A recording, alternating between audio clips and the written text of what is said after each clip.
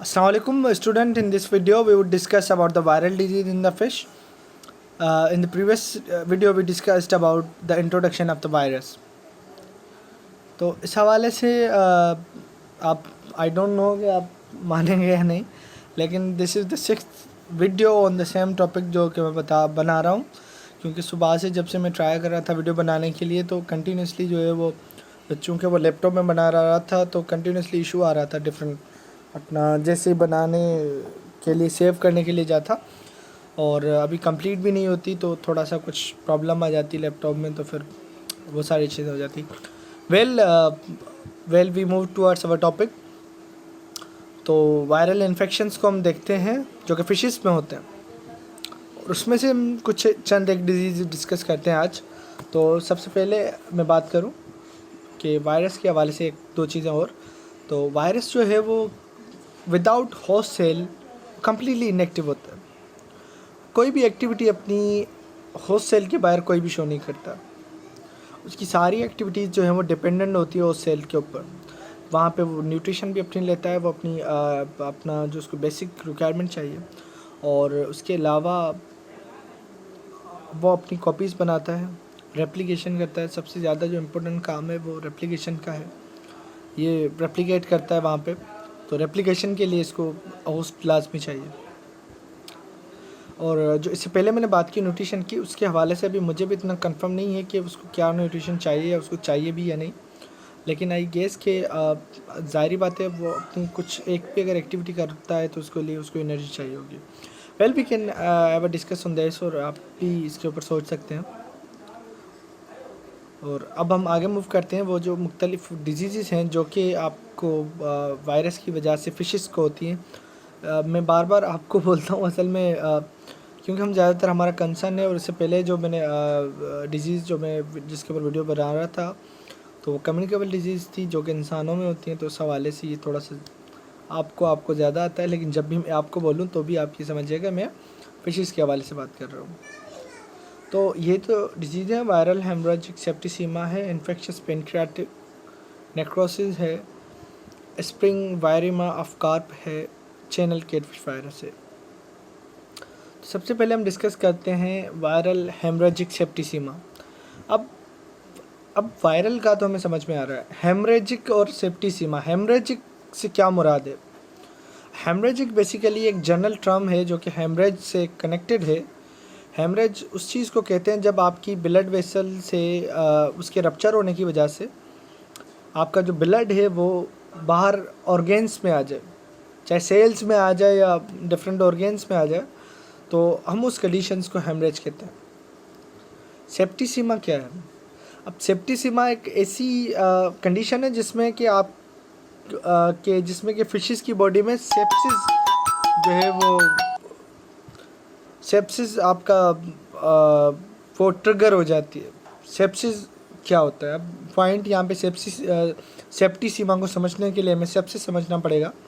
अब सेप्सिस क्या होता है कि एक सडन किस्म का और एक ओवरवेलमिंग रिस्पॉन्स होता है इम्यून सिस्टम की तरफ से जब भी कोई इन्फेक्शन बॉडी के अंदर आता है।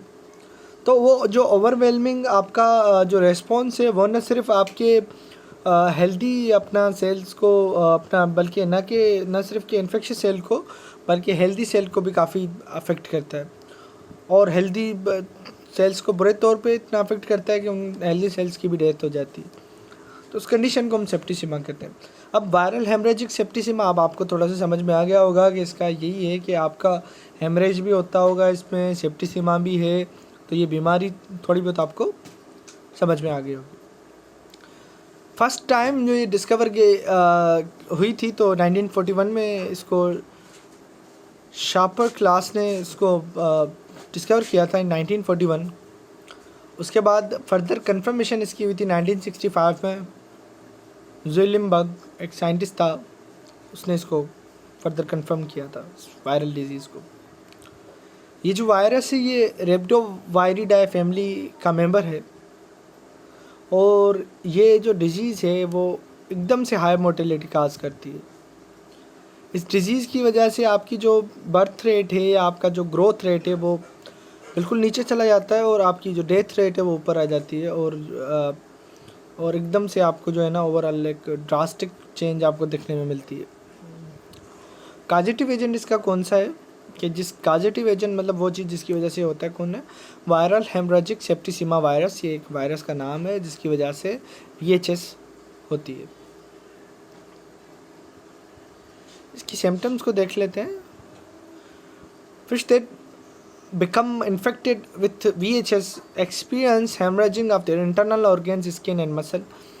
कि वो फिश जो कि जिसको VHS होता है, जिसको VHS का वायरस लगता है, उसके इंटरनल ऑर्गेन, स्किन्स और मसल्स में हेमरेज हो जाती है, मतलब आपका ब्लड जो है वो ज़ाहिर होना बाहर शुरू हो जाता है।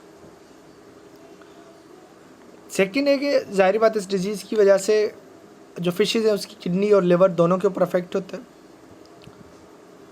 ब्लीडिंग भी होती है डिफरेंट ऑर्गेन्स में, और फिशेस जो है वो एबनॉर्मल मूवमेंट भी शो करती हैं इस डिज़ीज़ की वजह से। इसके अलावा इनकी आइज़, आंखें जो हैं वो भी सूज सकती हैं। एनेमिक कंडीशन, जनरली इनका ब्लड जो है वो अफेक्ट हो सकता है। एनेमिक कंडीशन उस हालत को कहते हैं जब आपके ब्लड के अंदर रेड ब्लड सेल्स की कमी वाक़ हो, तो वो कंडीशन भी हो सकती है जब रेड ब्लड सेल आपके कम होंगे तो ऑक्सीजन आप इतनी कैरी नहीं कर सकते आपका ब्लड, और अल्टीमेटली आपकी जो है ना वो ऑक्सीजन डेफिशिएंसी एक माहौल जो है ना वो क्रिएट होता जाता है। स्वेलिन बेली, पेट फूल जाता है।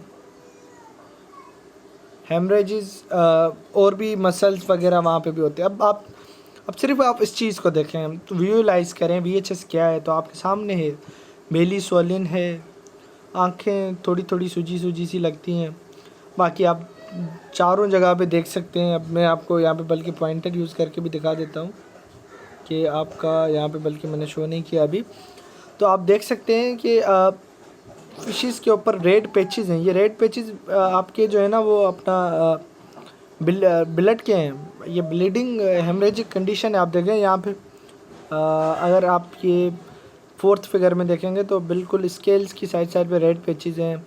इंटरनल ऑर्गेन्स की ब्लीडिंग आप यहाँ पे देख पा रहे हैं, और इसके अलावा आप देख पा रहे हैं कि यहाँ पे उसकी आँखों के इर्द गिर्द भी पैचेस हैं। तो ये क्या है? ये VHS है। अब इसकी डायग्नोसिस के ऊपर आ जाते हैं। अब देखें डायग्नोसिस जो है इसकी कि वो थोड़ी सी ज़्यादा अपना कॉम्प्लिकेटेड है, तो उसको स्किप करके सीधा ट्रीटमेंट के ऊपर आते हैं। डायग्नोसिस का ये कि अंदाज़ा आप कैसे लगा सकते हैं कि इसको ये है या नहीं है। अब ट्रीटमेंट और कंट्रोल, अब सबसे मैं भी यहाँ पे भी बल्कि लिखा हुआ स्लाइड में, there is no effective treatment of VHS disease. जितनी भी वायरल डिजीज़ हैं असल में उनकी कोई इफेक्टिव ट्रीटमेंट है नहीं, क्योंकि अभी तक फिशेज में इतनी ज़्यादा रिसर्च नहीं की गई है कि वहाँ पे वो एंटी वायरल जो है ना वो चीज़ें सजेस्ट करें, आप एंटी वायरल मेडिसिन जो है वो रिकमेंड की जाए।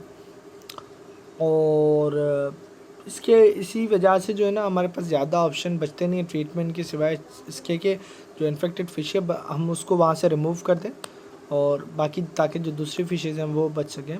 अदरवाइज़ ये कम्युनिकेबल है, इन्फेक्शस है, हाईली इन्फेक्शस है। फ़िश से एक फ़िश से दूसरी फ़िश तक फास्टली ये डिज़ीज़ आपकी ट्रांसफ़र हो सकती है। So well, this was about today's lecture on VHS। और जब नेक्स्ट टाइम हम पढ़ेंगे इन्फेक्शस पैनक्रियाटिक नेक्रोसिस को पढ़ेंगे, और मज़ीद एक तो डिजीज़ को कवर करेंगे। अभी के लिए आपके लिए इतना ही। अल्लाह हाफ़िज़।